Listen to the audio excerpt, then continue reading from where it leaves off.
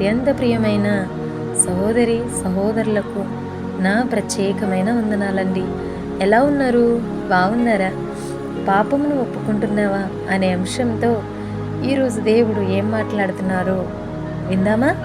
అతిక్రమములను దాచిపెట్టువాడు వర్ధిల్లడు, వాటిని ఒప్పుకొని విడిచిపెట్టువాడు కనికరం పొందును. సామెతలు 28:13 ఈ విధంగా మనకి సెలవిస్తుంది. ఆదామా, నేను పండు తినవద్దు అని చెప్పాను కదా, ఎందుకు తిన్నావు అని దేవుడు అడిగినప్పుడు ఆదాము, ప్రభువా తప్పైపోయింది, క్షమించు అని అడగలేదు. కానీ ఇదిగో నీవు ఇచ్చావే, ఈ స్త్రీ ఆ పండును నాకు ఇచ్చింది, అందుకే నేను తిన్నాను, నా తప్పేమీ లేదు అన్నట్లుగా జవాబు ఇచ్చాడు ఆదాము. నీవు తినకూడదని నేను నీకు ఆజ్ఞాపించిన వృక్షఫలములు తింటివా అని అడిగింది. అందుకు ఆదాము, నాతో నుండుటకు నీవు నాకు ఇచ్చిన ఈ స్త్రీయే ఆ వృక్షఫలములు కొన్ని నాకు ఇయ్యగా నేను తింటిన నిన్ను. ఆదాము ఆదికాండము 3వ అధ్యాయం 11వ వచనం 12వ వచనంలో మనకి కనిపిస్తుంది. దేవుడు కయ్యనుని అతని అర్పణను అంగీకరించలేదు అని గ్రహించినప్పుడు ఎక్కడ పొరపాటు చేశాను అని, నా తప్పేమిటి అని కయ్యను ఆలోచించలేదు. కానీ హేబేలు మీద పగ పెంచుకున్నాడు. రహస్యంగా చంపేసి ఏమీ తెలియనట్టు కూర్చున్న వేళ కయ్యను, నీ తమ్ముడు ఎక్కడ ఉన్నాడు అని దేవుడు అడిగినప్పుడు, నీ తప్పు వలననే కదా నీ అర్పణ అంగీకరించలేదు అని సర్వాధికారి అయిన దేవుణ్ణి వచ్చి కయ్యనుని మాట్లాడుతున్నప్పుడు, నాతో మాట్లాడుతున్నది నన్ను రూపించిన దేవుడు అని గ్రహించక వివేచించక, నా తమ్ముడికి నేనేమైనా కావలిని వాడనా అని దేవునికి దురుసుగా జవాబిచ్చాడు కయ్యను. యెహోవా, నీ తమ్ముడైన హేబేలు ఎక్కడున్నాడని కయ్యను అడుగగా, అతడు నేనెరుగను, నా తమ్మునికి నేను కావలివాడినా అనిను. ఆదికాండం 4:9 ఈ విధంగా సెలవిస్తుంది.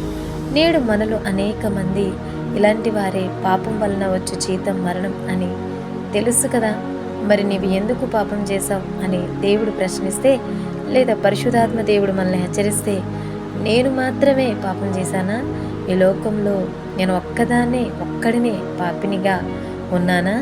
నువ్వే కదా నాలో ఇలాంటి లోపం పెట్టి ఉంది అంటూ దేవుణ్ణి నిందిస్తుంటాం, పరిశుద్ధాత్మని దుఃఖపరుస్తూ ఉంటాం, దేవునికి ఎదురు తిరిగి మాట్లాడుతూ ఉంటాం. లేదంటే అది పాపం అని తెలిసినప్పటికీ కూడా ఎలాంటి పశ్చాత్తాపం లేకుండా ముందుకు వెళ్తూ ఉంటాం. కొన్నిసార్లు నేనేం పాపం చేయలేదంటూ పాపాన్ని కప్పిపుచ్చుకుంటూ జీవిస్తాం. చేసిన పాపమును ఒప్పుకోకుండా దేవునిపైనే పైకే నెట్టివేసిన ఆదాము దేవుని వనములో నుండి, దేవుని సన్నిధిలో నుండి వెళ్ళగొట్టబడ్డాడు. దేవుడైన యెహోవా అతడు ఏ నేల నుండి తీయబడినో దాన్ని సేదపరచుటకు ఏదేని తోటలో నుండి అతన్ని పంపివేశాను. అప్పుడు ఆయన ఆదామును వెళ్ళగొట్టెను.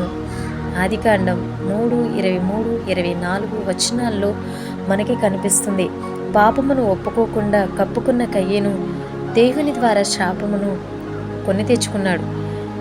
నీవు నేలను సేద్యపరచినప్పుడు అది తన సారమును ఇక మీదట నీకియ్యదు. నీవు భూమి మీద దిగులుపడుచు దేశ దిమ్మరివై ఉండువనెను. అందుకు కయ్యను, నా దోష శిక్ష నేను భరింపలేనంత గొప్పది. ఆదికాండం 4:12-13 వచనాలు మనకి తెలియపరుస్తాయి. కాబట్టి ఏదైనా విషయంలో మన మనస్సాక్షి మనపై దోషారోపణ చేయుచున్నా, అప్పుడు మన దోషమును మనపై నేరారోపణ చేయనప్పుడు కారణం నేను కాదు అంటూ ఇతరులపై వేయక, నాదేమీ తప్పు లేదంటూ పాపము కప్పుకొని శిక్షణ తెచ్చుకోకుండా ఒప్పుకొని విడిచిపెడదాం. దేవుని కనికరమును పొందుకుందాం. ఈ మాటలు మిమ్మల్ని ధైర్యపరుస్తాయని ఆశపడుతున్నానండి. లైక్ చేయండి, షేర్ చేయండి, సబ్స్క్రైబ్ చేయండి. God bless you all.